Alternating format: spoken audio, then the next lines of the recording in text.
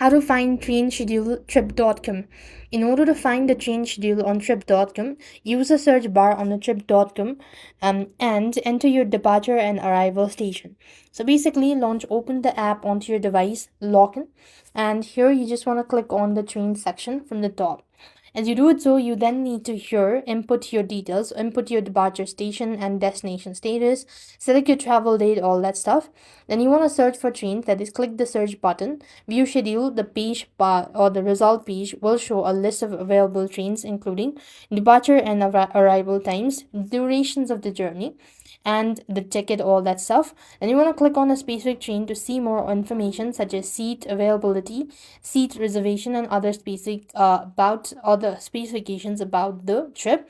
And this way you could go ahead and click on the search and you should be able to find the train schedule on trip.com. So this is how you should be able to find train schedule. I hope the video was helpful. Make sure to like, share, and subscribe. Thank you for watching. See you in the next video.